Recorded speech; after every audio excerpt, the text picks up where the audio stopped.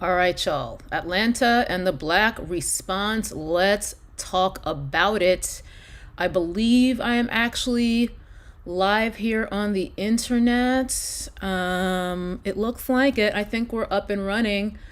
I'm getting right to the point today, as is usually the case with my lives these days, because I really would have done this as a normal Tea Talk type of video, but I do not have time to edit. I'm literally in the middle of my workday. I have a cut that I need to review right now and send off to the higher ups. Your girl is doing entirely too much right now with work right now, but here I am. Hello, Sharon. Hello, Serenity. Hello, hello. Hello, everybody.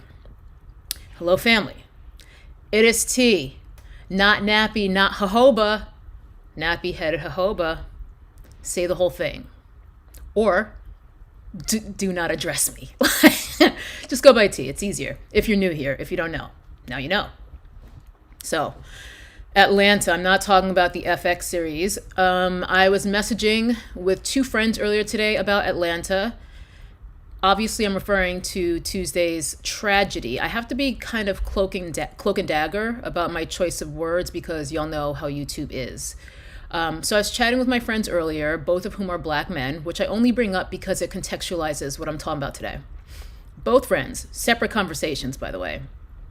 Both friends were expressing the same sentiment, a widespread sentiment, one that I fully understand, in response to the tragedy in Atlanta this week. And that sentiment for a lot of Black people seems to be one of conflict. In a nutshell, this is terrible and I feel badly, but y'all never step up for us. Like, that is something I'm seeing a lot as the conversation continues after Tuesday's events. I think a lot of Black folks are wrestling with the idea that Black people should even be expected to say anything in this moment, because there's this feeling that the same support has not been reciprocated by Asian communities in the myriad instances. You know, Trayvon, Mike Brown, Tamir Rice, Stephon Clark, Breonna Taylor, the list goes on, where Black people are literally getting killed in the streets, abused, and terrorized.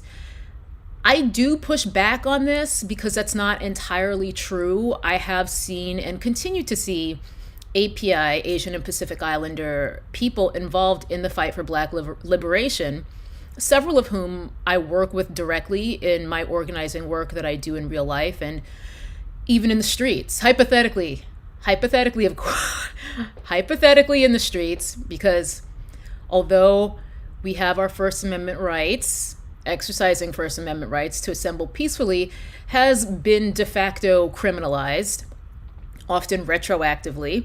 So I don't be going to assemble, but if hypothetically I did, I would routinely see API solidarity at these actions. Ray, let's not. All right.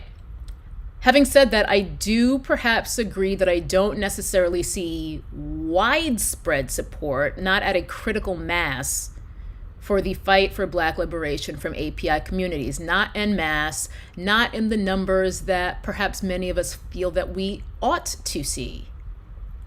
Compound that with the, let's be completely candid, let's keep it a buck, direct, to our faces racism, anti-Blackness, and even violence that many of us have experienced from members of Asian communities. The anniversary of Latasha Harlan's murder by that bodega owner, Soon Ja Du, that was just a few days ago, and I will never get over what happened to Latasha. I will never get over it. Did I just get a super chat? Oh, I sure did. Thank you, Black Butterfly. Very sweet. The point is, I do understand the sentiment that it's not on Black people to do anything or say anything here, when many of us feel like we've been wronged time and time again. Like, we've been wronged, so why should we do what's quote unquote right? I get that. My feeling is that this attitude of being blasé, if not outright spiteful, is actually self-destructive in the long game, because this allows the real enemy to be obscured again. The enemy is white supremacy, always has been. Infighting amongst black folks with each other, as well as with other people who are otherwise marginalized, is a diversion.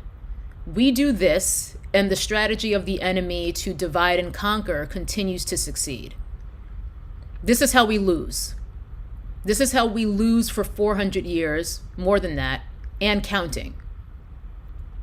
We need to focus on destroying the enemy, and the enemy is white supremacy, along with the non-white agents of white supremacy, Candace Owens and people like this. These are not our comrades, they are the enemy too. The point is, I get it. I promise you I do understand the internal tension amongst black folks right now and feeling like, why should we be expected to step up? But I don't think it's a question of stepping up so much as it's standing with. I care about destroying white supremacy more than I care about the fact that the first time I was ever called a nig hard R to my face, it was by an Asian classmate in the 3rd grade. I'd be lying if I said that I don't carry all the times that I experienced overt racism or read about it or saw video of it from members of Asian communities, Latin communities, and other POC directed against us, directed against black people. I'd be lying if I don't think about that constantly. But we as black people, we also can't be out here attacking folks in the streets either. We can't be doing that. My take on this is, I have to remember that all of this, including the attacks against each other, it's all a function of white supremacy. That is how we got here. Imperialism, indoctrination, dividing, conquering. And thank you, Afiba. Thank you for the super chat. Where was I? I have notes here just because I gotta kind of get in and get out, you guys. So I'm trying to stay on track. But thank you for these super chats. They're always appreciated. I think my thought here is this isn't about some woo, woo, woo, when they go low, we go high. This is about focus. Focus on the disease and not the symptom. Anti-blackness that is directed at us from non-white people is a symptom. The disease is white supremacy. This is the enemy. Call it that. David Turner, who's an activist here in LA, he's an organizer. He goes by Dr. Kunta, Kunta 23 on Instagram. He posted this, which it just sums up my stance exactly. So he says, and I quote, "Now more than ever, we all, Black, Latin, Asian, Pacific Islander, otherwise, need to let go of the allure of whiteness and proximity to power and realize it's time to fight back together now." End quote.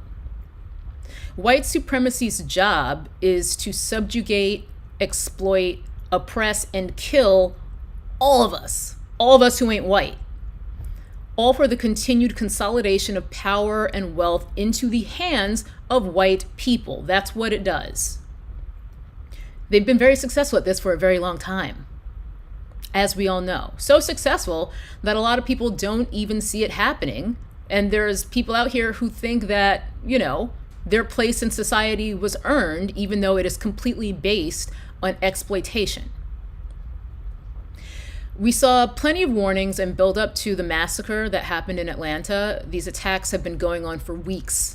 Xenophobic policy and rhetoric have been going on for decades, long before Drumpf. This is just a continuation of a very linear problem. None of us is safe unless and until white supremacy ends. This is why we say, ain't nobody free until everybody's free. We say that because once the most oppressed amongst us, the people who meet at so many different intersections of exploitation and disenfranchisement, being black, being a woman or a femme, being poor, being queer, being disabled, being homeless, or any combination of these factors and others, it is only when the most oppressed amongst us is free that we are all free, because then and only then will we have successfully dismantled the systems that oppress all of us. Right? If the most oppressed person is free, then that freedom affects everyone higher up on that hierarchy of oppression. This is why solidarity amongst black people and otherwise non-white people is critical. It is not on black people to fix what happened in this tragedy because, in fact, this ain't on us. But we must find it within ourselves to have solidarity with the API communities. Worse still, oppressors will use this as reasoning to increase police presence and funding. Even though police basically never prevent crime, it doesn't happen, and it's almost as rare as that for them to actually solve a crime after it happens. We all saw the statement from that cop about how this murderer had a bad day. Not worthy of shock, because we know that cops, yes, all cops, are white supremacists, because that is what cops exist to do. Protect white supremacy, protect the status quo. That's what cops do. My goal and my resistance, and I made a video about exactly this yesterday for my Ride or Dies on Patreon. In my mind, the only way to resist effectively is to resist in every way you possibly can every single day. Instead of using my energy to be upset or angry or just still pissed off about experiences I've had, and then using that emotion as justification to reciprocate silence, behind a hate crime, how can I instead use my work and my solidarity and my energy to contribute to dismantling the system that is racism? That's how I'm trying to look at this. So, as I always tell you guys, I ain't got all the answers, Sway, but that's how I'm trying to deal with this conflict that I'm seeing so many people in Black communities having, because I understand it, but I also think it's counterproductive to be like, well, y'all didn't help us. You don't have to step up, but stand with. That's my feeling. Yeah, Fila. This is no, the problem is white supremacy, not sex addiction. Give me a break. I'm probably going to get dinged now for saying that out loud. X addiction. Oh, thank you, Allie.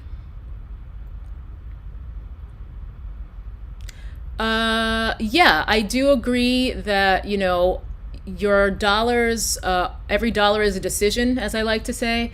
But having said that, as much as I think it's important to support each other, mutual aid, support your friends' businesses, small businesses, Black-owned businesses, Indigenous-owned businesses, and so on, Black capitalism is not the path to Black liberation. So that's not the only thing we need to be doing out here.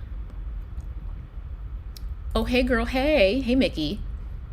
Whole fam's in the house right now on this little, for me, midday, because it's only a little bit after 4. But I am going to dip, you guys. I am sorry to kind of hit and run on y'all, but I have work to do.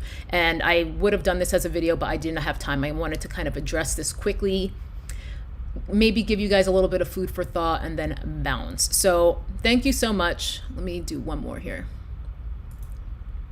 Yes, patriarchy, white supremacy, all of these things are intertwined. And this guy was basically radicalized by the US government. Look at all of the ways that they've teed up this type of thing over the past several decades, if not centuries. It's a linear path. Oh, hey, girl. Long time no see, Kelly. Love you too. All right, I love y'all. Stay safe, stay dangerous. Never trust anyone with a Morphe code. And solidarity. Bye.